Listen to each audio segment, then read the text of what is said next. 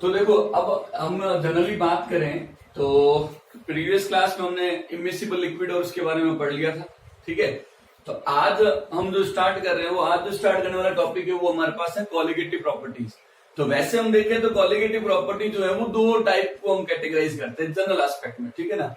पहली प्रॉपर्टी जो आएगी वो हमारे पास कौन सी होगी, एक होगी कॉलिगेटिव प्रॉपर्टी और एक होगी कंस्टिट्यूशनल प्रॉपर्टी। नाम से लग रहा है कंस्टिट्यूशनल प्रॉपर्टी का मतलब होता है पार्टिकल के नेचर पे डिपेंड करने वाली प्रॉपर्टी। तो ये जो प्रॉपर्टी है वो पार्टिकल के नेचर पे डिपेंड करती है। कैसे? पार्टिकल की साइज क्या है, उसका मास क्या है, ठीक है ना, या उसके ऊपर चार्ज कितना है, कैसे क्या कर रहा है, तो उनके प्रॉपर्टीज पे वो वेरी करता जाता है। तो अगर ऐसी प्रॉपर्टी की बात करें जो पार्टिकल के नेचर पे डिपेंड करे तो वो हमारे पास हो जाएगा क्या, इलेक्ट्रिकल कंडक्टेंस, है ना। इसको हम लेते हैं इलेक्ट्रिकल कंडक्टेंस। अब ये हमारे पास इलेक्ट्रिकल कंडक्टेंस क्या होता है, ये इलेक्ट्रोकेमिस्ट्री में हमारा टॉपिक आएगा, ठीक है। उसमें आपको पता चलेगा कि चार्ज अगर अलग अलग हो जाते हैं तो चार्ज बदलने से यहाँ पे ये भी वैल्यू बदल जाती है, इनकी प्रॉपर्टी चेंज हो जाती है। जैसे 1 मोल Na+ ले लो और 1 मोल Li+ ले लो तो दोनों की जो इलेक्ट्रिकल कंडक्टेंस होगी वो क्या होगी, डिफरेंट होगी, ठीक है। बट बात करें इधर, सुनना इधर, अब यहाँ पे हम बात करें कॉलिगेटिव प्रॉपर्टी, ये क्या हो गया, depends upon only number of particles और कंसंट्रेशन ऑफ पार्टिकल। एक ही बात है, कंसंट्रेशन ज्यादा मतलब नंबर ज्यादा, हम ये कह सकते हैं। तो ये किसके ऊपर डिपेंड करेगा, depends upon number of particles of the concentration in the solution, but do not depend upon nature of particles, ठीक है ना। नेचर ऑफ पार्टिकल पे डिपेंड नहीं करता। जैसे एक एग्जांपल ले लेते हैं, सपोज करो वी हैव 1 मोल ग्लूकोज, है ना, and we have 1 mole sucrose, ठीक है। दोनों के क्या है, मोलर मास डिफरेंट हो गया, ठीक है। साइज भी मान लो मॉलिक्यूल को लेके चले तो उसकी साइज भी क्या होगी, डिफरेंट। ये दोनों डिफरेंट है, लेकिन इनकी दोनों की जो कॉलिगेटिव प्रॉपर्टीज होगी वो क्या होगी, उस सॉल्यूशन की सेम आएगी अगर सेम अमाउंट पे डिसॉल्व कर रखा है। सपोज करो हमने 5 लीटर या 10 लीटर में इसके 1 मोल डिसॉल्व कर दिए तो इन दोनों की कॉलिगेटिव प्रॉपर्टी हमें एक ही मिलेगी। तो अब बताओ कॉलिगेटिव प्रॉपर्टी होती कौन कौन सी है तो यहाँ पे देखते हैं types of colligative property. Colligative property को शॉर्ट में मैं सीपी लिखूंगा, ठीक है ना। तो अब आ जाएगा क्या, टाइप्स ऑफ कॉलिगेटिव प्रॉपर्टी, ठीक है ना। इसमें जो सबसे पहला जो टाइप आएगा वो क्या आएगा बताओ, यहां आएगा relative lowering in vapour pressure, ठीक है ना। Relative lowering in vapour pressure, इसको शॉर्ट में लिखते हैं क्या, RLVP, relative lowering in vapour pressure. और अगर इसको मैं फॉर्मूले के टर्म में लिखूंगा तो ये मेरे पास आएगा डेल्टा P अपॉन P0। अब ये सब क्या होता है डेल्टा P और P0, ये हम आगे डिस्कस करेंगे, ठीक है। अभी जस्ट मैं बता रहा हूं कौन कौन से टाइप्स होते हैं। तो relative lowering in vapour pressure, अब सोचो, अब मैं इसको तो समझा देता हूं। मेरे पास एक लिक्विड है ना, मान लो वाटर है। वाटर को हमने क्या किया, हम वाटर को अगर हम देखें तो जनरली एक पर्टिकुलर पॉइंट पे उसका वेपर प्रेशर आपको पता ही होगा। लेकिन सपोज करो हमने उसमें शुगर को डिसॉल्व कर दिया, तो शुगर को डिसॉल्व करते देखो क्या होता है, जब शुगर को मैं डिसॉल्व करता हूं तो बताओ क्या होगा, उसका वेपर प्रेशर क्या हो जाता है, कम हो जाता है। ध्यान रखना, वेपर प्रेशर उसका क्या हो जाएगा, कम हो जाएगा। इसके रीजन हम पढ़ेंगे जब हम इसको पढ़ेंगे। इसका मतलब ये हुआ कि जब मैं किसी भी वोलेटाइल सॉल्वेंट में नॉन वोलेटाइल सॉल्यूट को डिसॉल्व कर देता हूं तो उसका वेपर प्रेशर क्या हो जाता है, कम हो जाता है। तो ध्यान रखना, वो जो कम हो रहा है ना, वो जो डिक्रीमेंट है, जो डिक्रीज हो रहा है वेपर प्रेशर, वो टर्म कॉलिगेटिव प्रॉपर्टी है। ध्यान रखना, वेपर प्रेशर कॉलिगेटिव प्रॉपर्टी नहीं है, ये हमेशा ध्यान रखना। Only lowering in vapour pressure is colligative property. फिर हमारे पास क्या आएगा, सेकेंड पॉइंट यहां पे आएगा दूसरा, elevation in boiling point. Elevation in boiling point, अब आप इसको समझ सकते, इसको मैं डेल्टा टीबी से रिप्रेजेंट करूंगा। अब मुझे एक बात बताओ, वाटर का बॉइलिंग पॉइंट और शुगर सिरप सॉल्यूशन का बॉइलिंग पॉइंट ज्यादा किसका होगा बताओ। डेफिनेटली शुगर सिरप सॉल्यूशन का होगा। क्यों होगा, क्योंकि ये हमारा एक्सपीरियंस बता रहा है। उसी को कहते हैं कि वाटर सॉल्वेंट के अंदर जब हमने शुगर या सुक्रोज को डिसॉल्व किया तो उसका बॉइलिंग पॉइंट थोड़ा सा बढ़ गया। तो जो इंक्रीमेंट है, जो एलिवेशन हुआ है बॉइलिंग पॉइंट को, उसी को हम कॉलिगेटिव प्रॉपर्टी कहते हैं। बॉइलिंग पॉइंट को कॉलिगेटिव प्रॉपर्टी नहीं कहते, ये ध्यान रखना, ठीक है। फिर हमारे पास थर्ड पॉइंट आएगा क्या, depression in freezing point. Depression in freezing point, यहां पे हम देखें फ्रीजिंग पॉइंट जो होता है वो क्या हो जाता है, कम हो जाता है, इसको मैं लिखूंगा डेल्टा टीएफ। ये सब हम डिटेल से डिस्कस करेंगे, अभी जस्ट मैं टाइप्स लिख रहा हूं, नाम लिख रहा हूं इनके। तो 4 पॉइंट जो आएगा हमारे पास कौन आता है, ऑस्मोटिक प्रेशर। अब ऑस्मोटिक प्रेशर बायो वालों ने तो सुना ही होगा, लेकिन मेडिकल वाले जो मैथ्स वाले जो स्टूडेंट जो है जनरली उनके लिए इतना यूज नहीं आता, लेकिन यहां पर हम इसको डिटेल से पढ़ेंगे। तो ऑस्मोटिक प्रेशर, ऑस्मोटिक प्रेशर को हम लिखते हैं पाई से लिखेंगे, ठीक है। इसका मतलब वीआईपी पॉइंट क्या बना है यहाँ पे जो वीआईपी पॉइंट बना है वो क्या है, वेपर प्रेशर, ठीक है ना। Boiling point and freezing point जो है वो क्या होगा, आर नॉट कॉलिगेटिव प्रॉपर्टीज, ठीक है ना, बट RLVP। तो इसका मतलब ये हुआ, तो कॉलिगेटिव प्रॉपर्टी कौन है बताओ, तो RLVP, ठीक है ना। Delta TB elevation in boiling point, depression in freezing point and pi are colligative property. तो ये कॉलिगेटिव प्रॉपर्टी है, ये ध्यान रखना, ठीक है। तो इसको लिख दो, कोई कंफ्यूजन हो तो मेरे से पूछो।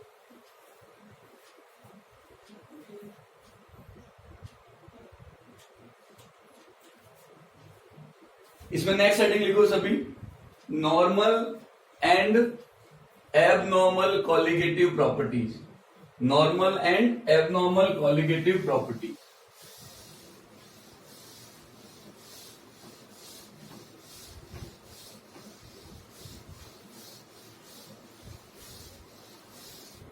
Normal and abnormal colligative property.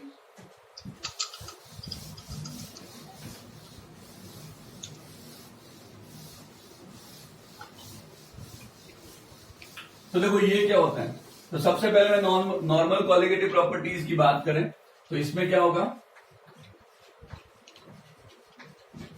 Normal colligative properties, ठीक है ना। तो नॉर्मल कॉलिगेटिव प्रॉपर्टीज में क्या होगा, जैसा हमने एक्सपेक्ट किया था वैसे ही यहां पे क्या मिले हमें, number of moles of solute in the solution मिले, ठीक है। तो यहां देखो, अपना ऑडियो म्यूट करे भाई सभी स्टूडेंट। तो नॉर्मल कॉलिगेटिव प्रॉपर्टी में जो है वो हमारे पास जो आए वो क्या होगा, जैसे सपोज करो मैंने क्या किया, मेरे पास ग्लूकोज है, ठीक है ना, ग्लूकोज का 1 मोल लिया, मैंने इसको क्या किया, सॉल्वेंट के गिवन अमाउंट में डिसॉल्व किया और मेरे पास क्या मिला, सॉल्यूशन मिला, ठीक है ना।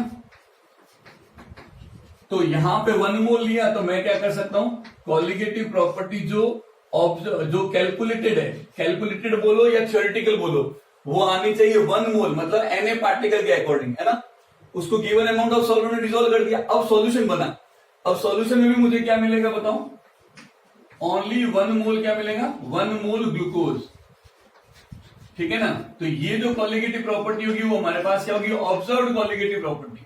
थ्योरेटिकली 1 मोल ऐड किया और सॉल्यूशन में भी मुझे 1 मोल ग्लूकोज ही मिला, मतलब ना ये एसोसिएट हुआ ना ही डिसोसिएट हुआ, मतलब इसके नंबर्स 1 मोल से ना तो बढ़े ना ही कम हुए। इसका मतलब ऐसी कॉलिगेटिव प्रॉपर्टी को हम बोलते हैं क्या, नॉर्मल कॉलिगेटिव प्रॉपर्टी। तो कॉलिगेटिव प्रॉपर्टी जो है वो कैलकुलेटेड इक्वल टू क्या होगी, कॉलिगेटिव प्रॉपर्टी ऑब्जर्व्ड, ठीक है ना। इसी को हम बोलते हैं क्या, नॉर्मल कॉलिगेटिव प्रॉपर्टी। यहां पे इसका रीजन क्या है बताओ, यहां पे ग्लूकोज जो होता है वो डज नॉट अंडरगो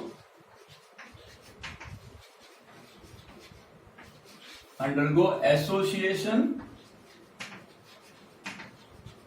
और डिसोसिएशन इन द सॉल्यूशन। इसलिए हमारे पास जो एक्सपेक्टेड और थ्योरेटिकल और ऑब्जर्व दोनों ही क्या मिलती हैं, सेम मिलेगी कॉलिगेटिव प्रॉपर्टी। लेकिन अगर ऐसा नहीं हो तो या तो वो एसोसिएट हो जाए या डिसोसिएट हो जाए, तब गड़बड़ हो जाएगी, और उस केस के कॉलिगेटिव प्रॉपर्टी को हम बोलेंगे एबनॉर्मल कॉलिगेटिव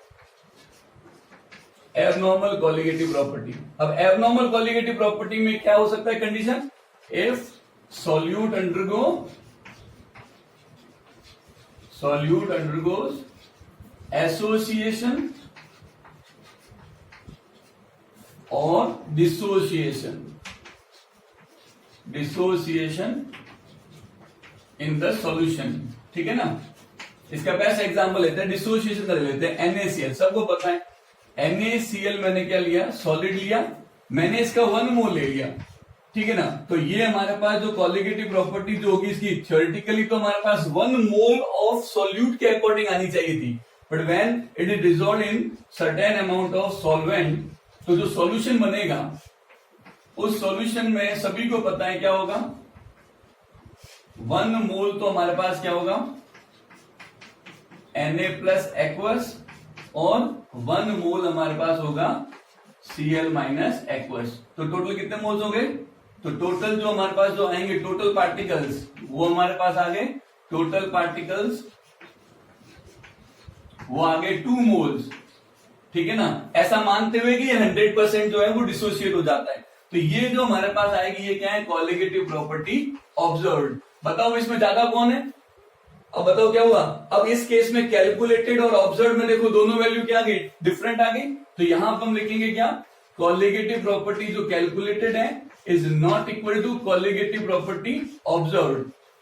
क्लियर है, और ये हम कह भी सकते हैं अगर हम इसको कंपेरिजन में लिखें, तो कॉलिगेटिव प्रॉपर्टी और कॉलिगेटिव प्रॉपर्टी ऑब्जर्व को देखें तो हमारे पास ज्यादा कौन होगा, ऑब्जर्व। क्यों, नंबर ऑफ पार्टिकल 1 मोल से ज्यादा मिले तो कॉलिगेटिव प्रॉपर्टी भी बढ़ जाएगी, क्योंकि वो नंबर ऑफ पार्टिकल पे डिपेंड करेगा, ज्यादा पार्टिकल तो कॉलिगेटिव प्रॉपर्टी भी उसकी ज्यादा आएगी, ठीक है।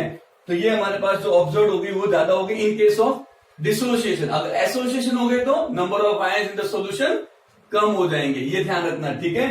तो इसको आप जरूर देखो, और इसमें किसी को कोई डाउट हो तो पूछो। एक बार मैं इसको लास्ट वाले पॉइंट को वापस समझाऊंगा, लिखो इसको।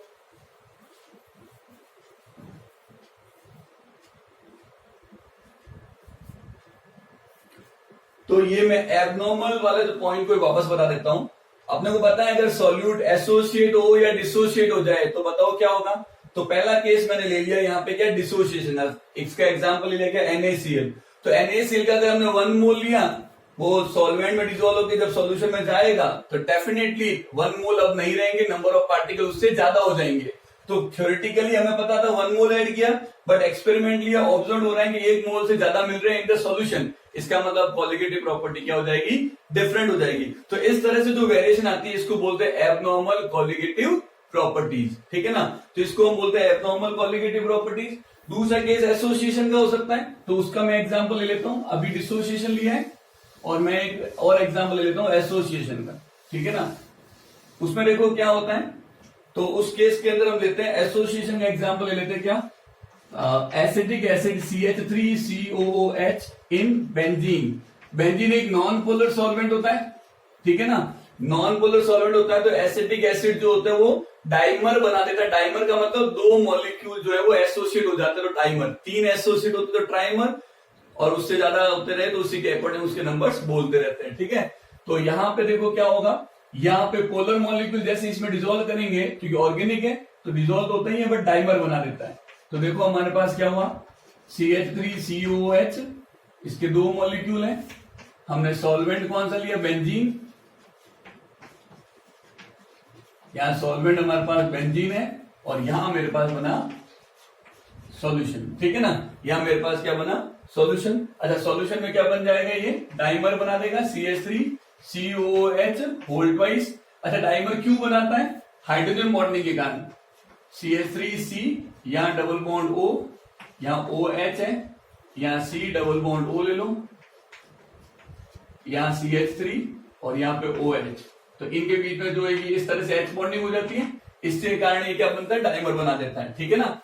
तो यहां पे क्या होगा, इसके मान लो हमने 2 मोल्स लिए, तो मेरे पास ये कॉलिगेटिव प्रॉपर्टी जो है वो कैलकुलेटेड हो गई। और यहां पे मेरे पास जो बनेगा, क्योंकि 2 एसोसिएट हो गए, एक ही बन गया, तो ये हमारे पास 1 मोल बन गया। 1 मोल पार्टिकल्स हो गए, ठीक है ना, 1 मोल पार्टिकल्स है। तो इसका मतलब ये कॉलिगेटिव प्रॉपर्टी जो हमारे पास है वो ऑब्जर्व जो होगी वो कम हो गई। तो यहाँ पे कॉलिगेटिव प्रॉपर्टी ऑब्जर्व कैलकुलेटेड और कॉलिगेटिव प्रॉपर्टी जो ऑब्जर्व है वो इक्वल नहीं है, ठीक है ना। अगर हम नंबर्स के टर्म में देखें, कंपैरिजन के टर्म में, तो कैलकुलेटेड और कॉलिगेटिव प्रॉपर्टी ऑब्जर्व में अब ज्यादा कौन होगी बताओ, कैलकुलेटेड। बिल्कुल सही, कैलकुलेटेड ज्यादा हो जाएंगे, ठीक है ना। इस तरह से हमारे पास दोनों केस आ गए। एक हमारे पास आगे, इसको हम लिख दो भले, डिसोसिएशन है, और यहां पे हम ले लेते हैं एसोसिएशन।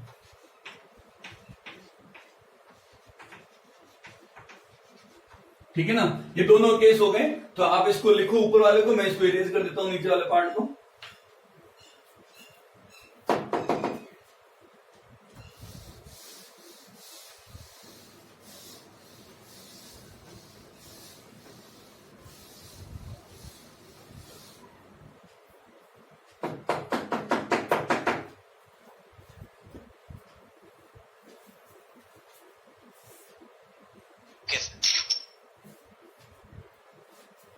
अब देखो, अब हमारे पास जो है abnormal colligative property, normal colligative property में क्या होता है, सॉल्यूट ना तो एसोसिएट होता है ना ही डिसोसिएट होता है, लेकिन एबनॉर्मल कॉलिगेटिव प्रॉपर्टी में सॉल्यूट एसोसिएट और डिसोसिएट होता है, जिससे नंबर ऑफ पार्टिकल डिफरेंट आ जाते हैं।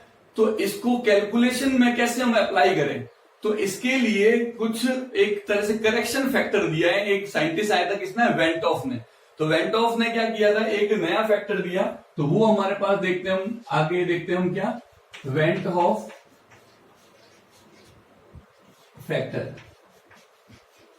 ठीक है ना, वेंट ऑफ फैक्टर। अगर आप भी अगर मान लो थोड़ा सा साइंस पढ़ते तो उस समय आप भी ये फैक्टर दे सकते थे। जैसे मैं एक एग्जांपल लेता हूं, सपोज करो कॉलिगेटिव प्रॉपर्टी नेचर पे बिल्कुल डिपेंड नहीं करती, ओनली डिपेंड करती नंबर ऑफ पार्टिकल्स पे। तो मान लो ग्लूकोज के लिए कोई कॉलिगेटिव प्रॉपर्टी हमारे पास एक्स आ रही है 1 मोल ग्लूकोज के लिए, तो बताओ 1 मोल NaCl के लिए कितनी आएगी, जल्दी बताओ। मैं वापस रिपीट कर देता हूं, अगर मेरे पास x 1 मोल ग्लूकोज सॉल्यूशन की कॉलिगेटिव प्रॉपर्टी x आ रही है, तो 1 मोल NaCl की कॉलिगेटिव प्रॉपर्टी कितनी आएगी, डिसोसिएट 100% मानो, कितना, 2x आएगी सर। वेरी गुड, बिल्कुल सही, वेरी गुड वेरी गुड। क्यों, इसका मतलब इसी पॉइंट को इसने यूज किया, इसने क्या किया, उसको ही एक फैक्टर दे दिया, कौन सा, वेंट ऑफ फैक्टर। तो वेंट ऑफ फैक्टर क्या बोला है कि जो पार्टिकल जो ऑब्जर्व हो रहे हैं और या कॉलिगेटिव प्रॉपर्टी जो ऑब्जर्व है और अपॉन कैलकुलेटेड, इन दोनों का रेशियो को वेंट ऑफ फैक्टर बोल दिया। तो हमारे लिए कैलकुलेशन क्या होगी, आसान, जैसे कैसे, तो what is went of factor, it is ratio of colligative property observe upon colligative property calculated, ठीक है ना। और हमें पता है कि कॉलिगेटिव प्रॉपर्टी जो ऑब्जर्व अब आएगी वो क्या होगी, वो जैसे हमने NaCl के लिए किया, तो 1 मोल ग्लूकोज की प्रॉपर्टी जो आई थी उसको जैसे हमने 2 से मल्टीप्लाई किया NaCl किया कि 1 मोल NaCl के लिए, तो अगर हम डिसोसिएशन 100% माने तो कॉलिगेटिव प्रॉपर्टी ऑब्जर्व होगा वो क्या होगा, I into colligative property calculated, simple. तो अब हमारे पास ये ऑप्शन है कि हम इसको फिर कैसे निकालें, तो ये what is I, it is ratio of observe and calculated colligative property. तो क्या ये किसी और टर्म में भी डिवाइड कर सकते हैं या इसको डिफाइन कर सकते हैं, तो हम ये भी कह सकते हैं कि RLVP भी कॉलिगेटिव प्रॉपर्टी है। तो in term of RLVP delta P upon P not observed upon delta P upon P not calculated, ठीक है ना, RLVP observed upon RLVP calculated. एक और फॉर्मूला हमारे पास बनता है इसका, वो बनेगा डेल्टा TB के टर्म है, तो elevation in boiling point observed upon elevation in boiling point calculated. Freezing point के टर्म में भी लिख दो, फ्रीजिंग पॉइंट के लिए depression in freezing point observe, depression in freezing point calculated, या पाई के टर्म में लिख दो ऑस्मोटिक प्रेशर, पाई ऑब्जर्व और पाई कैलकुलेटेड। अब देखो, अब मुझे बताओ क्या मैं इसको मोल के टर्म में भी रिप्रेजेंट कर सकता हूं क्या, वो भी तो वही बात है। तो मैं यहां पे ये भी कह सकता हूं कि मोल्स जो हमारे पास जो ऑब्जर्व है अपॉन क्या करेंगे, मोल्स कैलकुलेटेड भी हमारे पास इसका एक फॉर्मूला आ गया। क्लियर हुआ, मतलब क्योंकि हमें पता है नंबर ऑफ पार्टिकल का रेशियो तो एक तरह से ऑब्जर्व पार्टिकल्स अपॉन क्या होगा, कैलकुलेटेड या थ्योरेटिकल पार्टिकल जो हमने एक्सपेक्ट किए थे, तो उन दोनों का जो रेशियो होगा ये हमारे पास आ गया। तो हम इसको मोल के टर्म में भी लिख सकते हैं, और जब मोल लिखा है तो हमें पता है मोलर मास के टर्म में भी आ सकता है। तो यहां पे हम इसको लिख सकते हैं, क्योंकि मोल क्या होता है, मास अपॉन मोलर मास। तो अगर हम एवरेज टर्म में लिखें तो यहाँ पे मोलर मास क्या होगा, मोल्स अपॉन मोलर मास, तो फॉर्मूला उल्टा हो जाएगा, ऊपर आएगा क्या, कैलकुलेटेड, और नीचे क्या आएगा, MW ऑब्जर्व्ड। और ऐसे केस के अंदर जो मोलर मास है वो बिल्कुल ही चेंज हो जाएगा, और जब ये चेंज हो जाएगा तो इसी को हम एक और टर्म में बोलते हैं, एबनॉर्मल कॉलिगेटिव प्रॉपर्टी बोलो या एबनॉर्मल मोलर मास बोलो, दोनों ही टर्म यूज करते हैं। तो एबनॉर्मल मोलर मास का मतलब ये होता है इफ सॉल्यूट अंडरगो एसोसिएशन और डिसोसिएशन, तब मोलर मास उसका जो है कैलकुलेटेड से डिफरेंट आएगा। This is known as abnormal molecular mass या एबनॉर्मल मोलर मास। इसलिए आपने देखा होगा एसिटिक एसिड का मोलर मास जब हम मोलर मास डिटर्मिनेशन मेथड में यूज करते हैं बेंजीन सॉल्वेंट को लेते हुए, तो उसका मास क्या आता है, डबल आता है। ये आपने जरूर लोअर क्लास में पढ़ा होगा, लेकिन कोई बात नहीं, बट ये ध्यान रखना डबल क्यों आता है, ड्यू टू एसोसिएशन। ठीक है, अब देखो, तो ये मेरे पास ये पूरे फॉर्मूले आ गए। तो हम क्या करते हैं, डिग्री ऑफ डिसोसिएशन और डिग्री ऑफ एसोसिएशन के टर्म में इसको कैलकुलेट कर लेते हैं। ठीक है, तो पहला मैं केस ले रहा हूं कि हम यहां पे टर्म को कैलकुलेट कर रहे हैं किसके, डिसोसिएशन ले लेते हैं। ठीक है ना, अगर मेरे पास डिसोसिएशन आ जाए तो वेंट ऑफ फैक्टर कैसे निकालेंगे। ठीक है ना, इन case of dissociation went of factor कैसे कैलकुलेट करेंगे, तो वो मैं बता रहा हूं आपको। क्लियर है चीज। तो अब मुझे बताओ, सपोज करो मेरे पास क्या है, एक हमने कंपाउंड लिया, एक सॉल्यूट लिया ए, जिसको मैंने पानी में डिसॉल्व किया।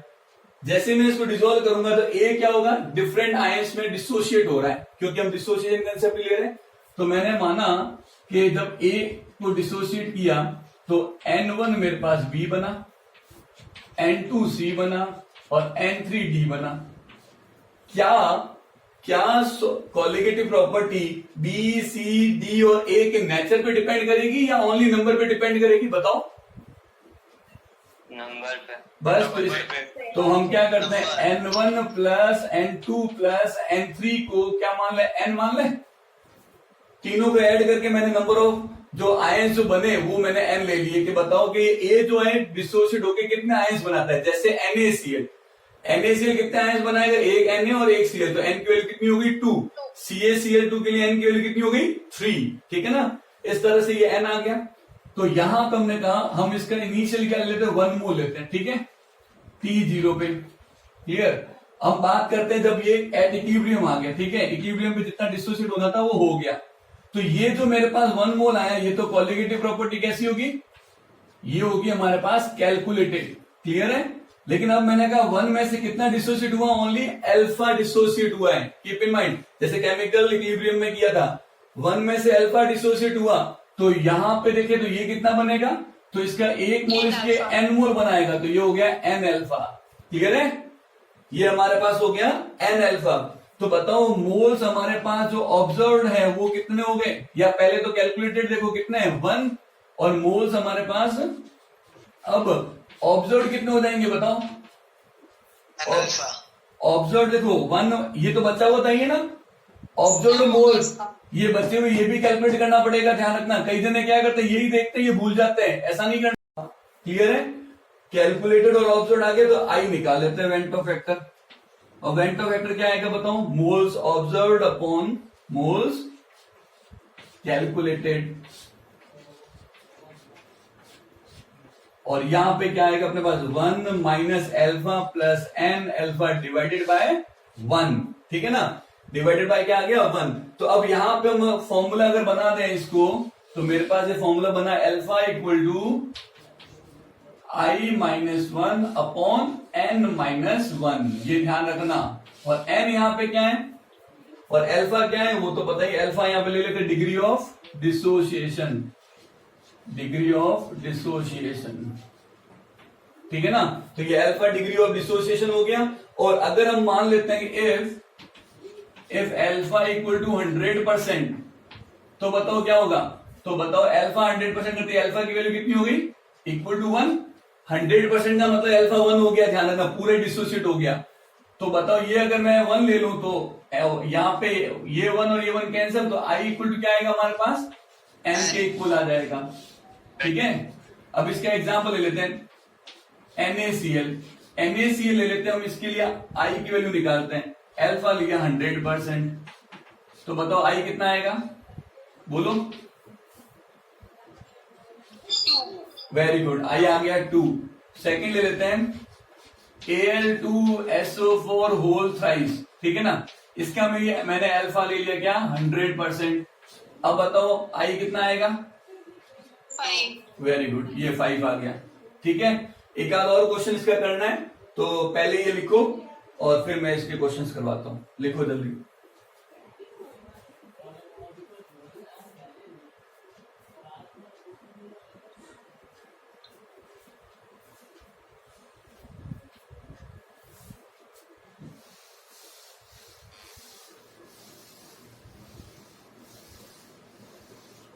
अब देखो इधर, अब हम यहाँ पे क्वेश्चन कर लेते हैं एक और, थर्ड क्वेश्चन। यहाँ पे k for Fe Cn whole 6 है, ठीक है। बताओ, अब इसका भी मैंने अभी क्या ले लिया, अभी अल्फा मैंने इसका 100% ले लिया, तो बताओ आई कितना आएगा। तो सुनो, ये जो है ये हमारे पास कॉम्प्लेक्स होता है। वेरी गुड, ये हमारे पास कॉम्प्लेक्स होता है। कॉम्प्लेक्स में जो ब्रैकेट में लिखा हुआ होता है ना, वैसे नेक्स्ट चैप्टर में आपको समझ में आ जाएगा, तो ये ब्रैकेट वाला जो है वो डिसोशिएट नहीं होता। तो ये जब डिसोशिएट होंगे तो क्या बनेगा हमारे पास, और तो बनेगा k प्लस और फिर बनेगा FeCN होल 6 माइनस 4। तो ये जो एंटिटी है ये डिसोशिएट नहीं होती है, ध्यान रखना, ये जो एंटिटी है ये डिसोशिएट नहीं होती है। तो टोटल आयंस कितने बन गए, तो यहाँ पे जो आयंस बने इनको मिला दिया जाए तो n की वैल्यू यहाँ पे कितनी आएगी 1। तो वेंटो फैक्टर I जो होगा वो कितना आ जाएगा, बोलो, सॉरी, n की वैल्यू कितनी आएगी 5, तो I की वैल्यू कितनी आ गई 5। लेकिन अगर इसी क्वेश्चन के अंदर हम यहाँ पे ले लेते हैं k फॉर है, Fe है, Cn होल 6 है, और इसके लिए मैंने ले लिया अल्फा 50%, ठीक है ना। तो बताओ हमारे पास I कितना आएगा, तो I का फॉर्मूला क्या था, 1 minus alpha plus n alpha, सही है ना। देख लो इधर, I का फॉर्मूला क्या है, ये डिवाइड बाय 1 है, तो यहाँ पे इसको तो हटा दो, तो 1 minus alpha plus n alpha. n की वैल्यू हमें पहले ही पता है कितनी है, n की वैल्यू 5 और अल्फा कितना है,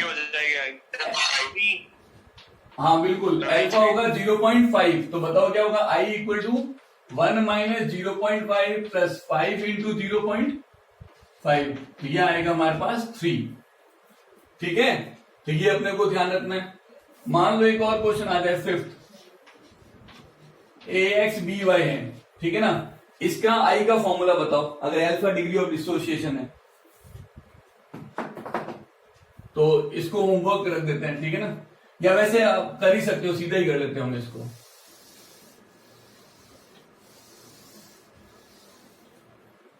इसको हम सीधा ही कर लेते हैं। देखो क्या आएगा बताओ, ये अगर डिसोसिएट होता है हमारे पास तो x a प्लस y और y b माइनस x, ऐसे कैसे हुआ, ये तो इधर चला जाएगा, ये इधर लोअर क्लास में आपने पढ़ा ही होगा फॉर्मूले में चार्ट कैसे हम बनाते हैं।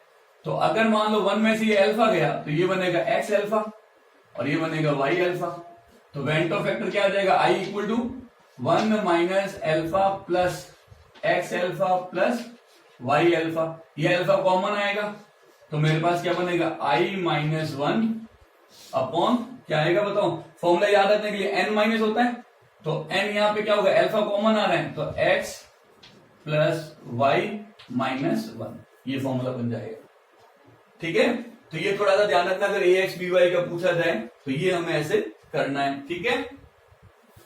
तो अब हम जो अगला पार्ट स्टार्ट कर रहे हैं वो क्या है, डिसोसिएशन। ये वाला समझ में आ गया ना सभी को, ये बताओ मेरे को इसमें, ठीक है। तो अब मैं क्या है, डिसोसिएशन वाला भी मैं इसमें बता देता हूं अभी साथ में ही, सॉरी एसोसिएशन वाला भी देख लेते हैं हम। डिसोसिएशन तो भी हमने कर लिया, एसोसिएशन का जो पॉइंट है वो देखते हैं।